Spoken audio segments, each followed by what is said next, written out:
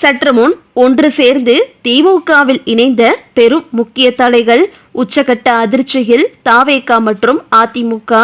அதாவது விஜய் தலைமையிலான அரசு அமைந்த போது அதிமுகவை சேர்ந்த 25 எம்எல்ஏக்கள் நம்பிக்கை வாக்கெடுப்பில் ஆட்சிக்கு ஆதரவாக வாக்களித்தனர். இதில் 21 பேரின் சட்டப்பேரவை உறுப்பினர் பதவி தப்பியதற்கு எடப்பாடி பழனிசாமி எடுத்த முடிவே முக்கிய காரணம் என்று கூறப்படுகிறது.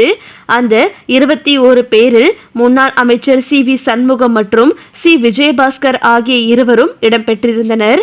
எனினும் இந்த இருவர் மட்டும் இதுவரை எடப்பாடி பழனிசாமியை நேரில் சந்தித்து பேசவில்லை என்பதும் குறிப்பிடத்தக்கது.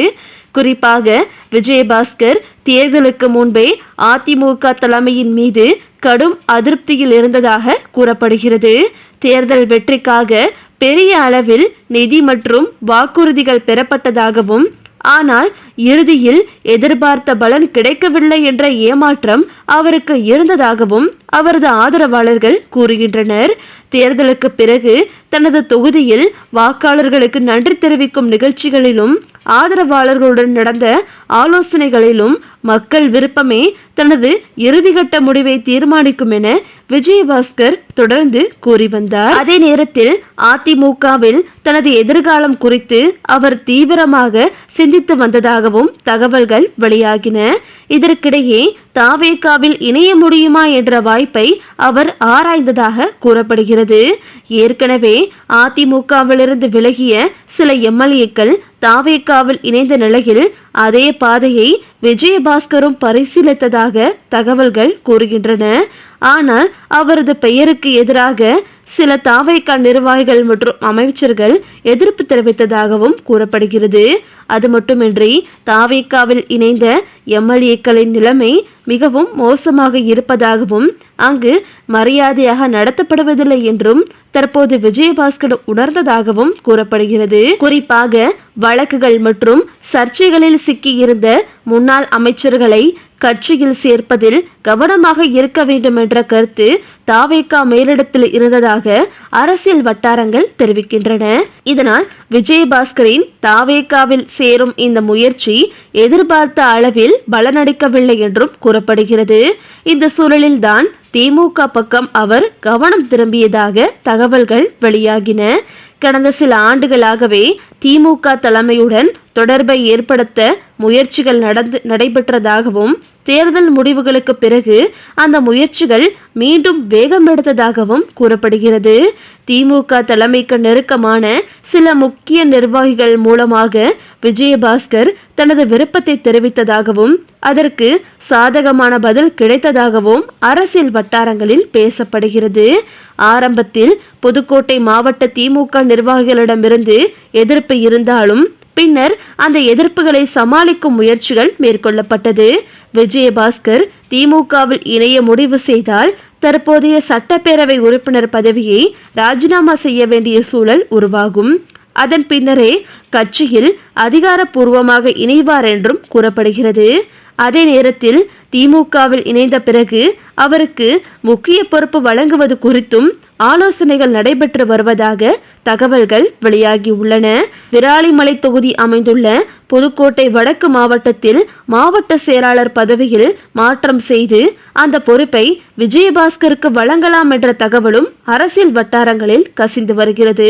கடந்த தேர்தலில் விராலிமலையில் விஜயபாஸ்கர் பெற்ற வாக்கு வித்தியாசமும் அவரது தனிப்பட்ட செல்வாக்கும் இதற்கு காரணமாகவே பார்க்கப்படுகிறது. இருப்பினும் விஜயபாஸ்கரின் அடுத்த கட்ட முடிவு குறித்து இதுவரை அவரது தரப்பு அதிகாரப்பூர்வ அறிவிப்பை வெளியிடவில்லை. ஆனால் அதிமுகவில் இருந்து விலகும் மனநிலையும் தாவேகாவில் இணையும் வாய்ப்பும் குறைந்த நிலையில் திமுகவில் தான் அவரது அடுத்த அரசியல் அத்தியாயம் தொடங்கக்கூடும் என்ற பேச்சு புதுக்கோட்டை வட்டாரங்களில் தீவிரமாக கேட்கப்படுகிறது என்பது மட்டும் உண்மை. இது போதாக்குறையாக இது தொடர்பாக முதல்வர் ஸ்டாலினிடம் அவர் தற்போது பேச்சுவார்த்தை நடத்தியதாகவும், முதல்வர் ஸ்டாலின் அவரை வரவேற்க தயாராக இருப்பதாகவும் தகவல்கள் வெளிவந்துள்ளன. இது ஒரு புறம் இருக்க, தற்போது மீண்டும் ஒரு முக்கிய தலை திமுகவில் இணைவதற்கு தயாராகி இருக்கிறார். அவர் யார் அப்படின்னு பார்த்தீங்கன்னா, தேர்தல் தோல்விகள் மற்றும் உட்கட்சி மோதல்களால் தமிழக அரசியல் களம் சூடுபிடித்துள்ள நிலையில் கொங்கு மண்டல அதிமுகவின் அசைக்க முடியாத சக்தியாக கருதப்படும் முன்னாள் அமைச்சர் SP வேலுமணிக்கும் கட்சி தலைமைக்கும் இடையே சுமூகமான சூழல் நிலவவில்லை என்ற தகவல் பரவி வருகிறது. இதனால் SP வேலுமணி தான் தற்போது திமுகவில் இணைய போகிறார் என்ற ஒரு அடுத்த தகவலும் வெளிவந்துள்ளது. எடப்பாடி பழனிசாமிக்கு எதிராக MLAக்களை திரட்ட முயன்ற போது அது தோல்வியுற்றதால் மீண்டும் அவரிடமே வேலுமணி சரணடைந்ததாக கூறப்பட்டாலும் அக்கட்சியின் தொண்டர்கள் அதனை இன்னும் மறக்கவில்லை.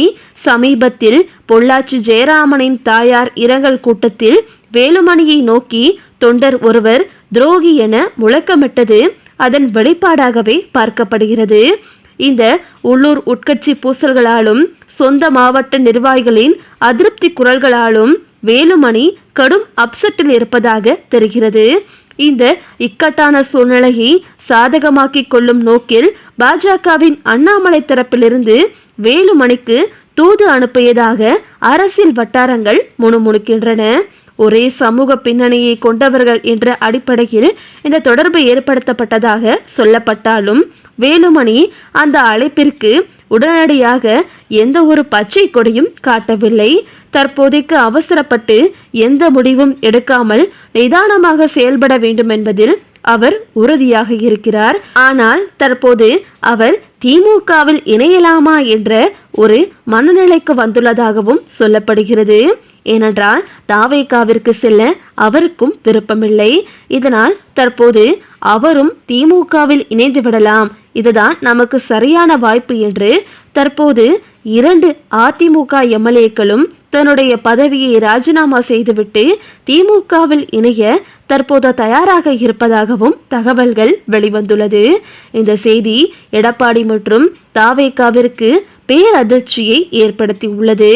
ஏனென்றால் தாவேகா அதிமுகவிலிருந்து MLAக்களை குதிரை பேரம் மூலம் வாங்கி கொண்டிருப்பதாக பல குற்றச்சாட்டுகள் எழுந்து வரும் நிலையில் இவர்கள் இருவரும் தற்போது தாவேகாவை விட்டுவிட்டு திமுகவில் இணைவது தாவேகா உறுப்பினர் மற்றும் முதல்வர் விஜய்க்கு இது ஒரு மிகப்பெரிய சறுக்கலாகவே பார்க்கப்படுகிறது என்றும் கூறுகின்றனர். இது ஒரு புறம் இருக்க தற்போது அதிமுகவின் நிலை ஏற்கனவே மிகுந்த மோசமாக இருந்த இந்த சூழ்நிலையில் இவர்கள் இருவரும் திமுகவில் இணைவதால் அதிமுகவின் பலம் மேலும் குறைந்து தற்போது எடப்பாடி பழனிசாமியின் நிலைமை அடுத்து என்னவாக போகிறது என்று தற்போது அனைவரும் விழிப்பெதையில் இருப்பதாக அரசியல் விமர்சகர்கள் குறிப்பிட்டு வருகின்றனர். ஓகே வியூவர்ஸ், இதை பத்தி நீங்க என்ன நினைக்கிறீங்க அப்படின்னு சொல்லிட்டு உங்களுடைய கருத்துக்களை கமெண்ட்ல தெரிவிங்க. இந்த வீடியோ உங்களுக்கு பிடிச்சிருந்தா லைக் பண்ணுங்க, ஷேர் பண்ணுங்க, மறக்காம நம்ம சேனலை சப்ஸ்கிரைப் பண்ணிக்கோங்க. தேங்க்ஸ் ஃபார் வாட்சிங்.